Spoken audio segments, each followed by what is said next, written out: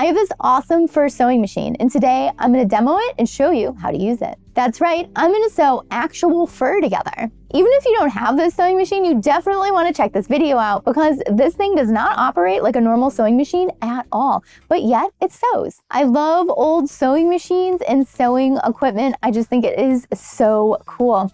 This company that made this has been around since 1919. I'm not sure exactly how old this particular one is, but I know it's not brand new. These machines are used to sew together fur for fur garments or accessories. So if you open up the inside of a fur coat and remove the lining, you're going to notice all of these seams, and it looks like they're serged together, but it's not serged. They're sewn together using the fur sewing machine. And if you look at the outside of the coat, there's no visible seams. Isn't that crazy? That's the magic of this little machine. So let's get into this machine. The first thing I'm going to do is thread the machine. There's only one thread. There is no bobbin or bottom thread in this machine. These machines come on a giant table with a motor underneath it, and the thread holder is right here at the back of it. Once you have your thread on the thread holder, you're going to go through this loop here. So we're going to wrap it around the loop, and then we go through the tension discs. Always make sure your thread is actually in the tension disc and not just hanging out on the top of it. So make sure you pull it into the tension disc. Next, we're gonna go through this loop here, and then we're gonna go down. And once we're down here, we're gonna go through this little eye. It's great to use some tweezers. The thread goes over this little screw here, and then we're gonna go under the machine. There's like a little cutout right here, and we want the thread to hook in there, and then we're gonna pull it under the machine. Once your thread is under at the back here, we need to thread the needle, and we need to thread the needle from the bottom up. How the heck are we gonna do that, right? So what we're gonna do is open up the discs, and we're going to move the needle so it's in the opening there. And now we're going to thread it from the bottom up. So different, right? And now we're all threaded. So to summarize, when we threaded this, we went through this loop, through this tension disc, another loop. We have a little eye over the screw, under this little piece here, and then through the tip of the needle from the bottom up. Now that it's threaded, it's all set to sew. Fun fact, my dad and my brother are really big trappers. So you know what? There's always a lot of fur when I was growing up. This particular machine was given to me by my brother who was making fur mittens. Something unique about this machine is that there are two foot pedals. The one on the left opens up the discs, and the one on the right makes the machine go. To demo, I'm going to be using these two pieces of scrap raccoon fur, which Dad actually did trap. These are his raccoons. And he had a giant raccoon blanket made, and these are some of the leftovers. If you're enjoying this video so far, make sure you like and subscribe. It really helps out the channel. And if you're interested in online sewing classes, make sure you check out my online sewing academy. There's a link down below in the description. Now back to this super cool fur machine. So now I'm gonna turn on the big motor, fire her up, and we're ready to go. To start sewing, first we need to open the disc. So to open the disc, we step on the pedal on the left, we let up, and they close. So first we need to get the two layers of fur into the machine. And you always want to make sure that you're tucking your fur to the inside. You don't want it popping out like that.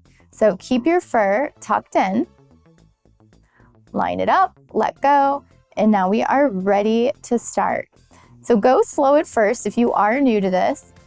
And this one has a little guide, so I know how high to hold the fur, so that way we end up with an even seam allowance.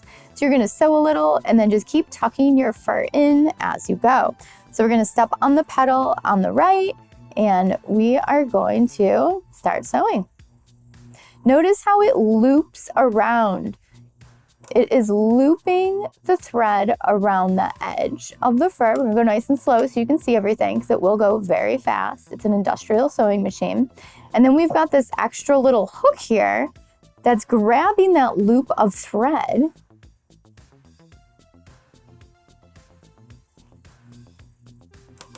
And it's just gonna keep working its way, making these loops. Notice how the needle also goes horizontal. It is not a vertical needle. This needle is basically coming at me. And I've got a nice bright pink thread here so you can see real well. I'm going to continue sewing to the end, and then I'm going to show you how to end this because there's no back stitch.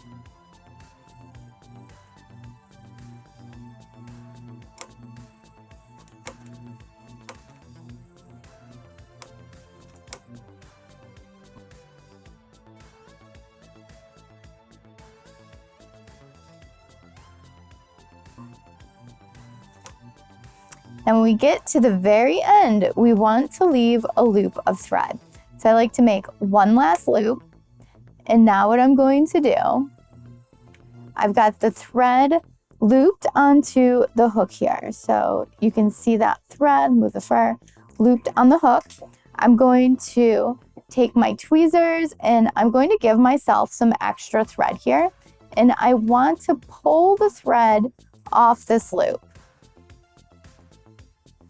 So now I've got a loop right here on the fur, and we don't want to lose that loop. So we're going to pull out some extra thread, and we're going to cut a nice long thread here. So I have a nice loop here and a straight thread. We're going to take this thread and we're going to go through the loop and then go ahead and pull it, and that is going to knot it off so it doesn't fall apart. So we can see that stitch running across the top. It's essentially like a whip stitch. And when we open this up, you'll notice that the seam is hidden by the fur. Doesn't even look like any stitches are in here, just like that coat I showed you. Fur seams together really nice. Isn't this machine cool? It pieces together fur just like that. Old industrial machines were made to last and take a beating. This thing is old and it still works great.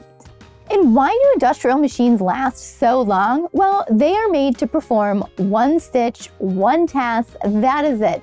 There is no switching this up to do zigzags or decorative stitches or anything like that. And there are different models of this machine, so they made different models to sew through different thicknesses of fur. Pretty crazy, right? A whole nother machine just to sew through a different thickness? And this one is model S51. It's made for thicker fur. So I'm thinking about making an additional video using these scraps up to create something. Would you like to see a video of me creating something with these raccoon scraps? If you would, let me know in the comments. And if so, any ideas on what I should make? Thanks so much for watching Sew Anastasia today on the fur sewing machine. If you have any questions about it, leave it down below in the comments and I'll get back with you as soon as I can. Make sure you like and subscribe to Sew Anastasia if you're not already a subscriber. And if you're a subscriber, thank you so much for watching today. These videos are for you.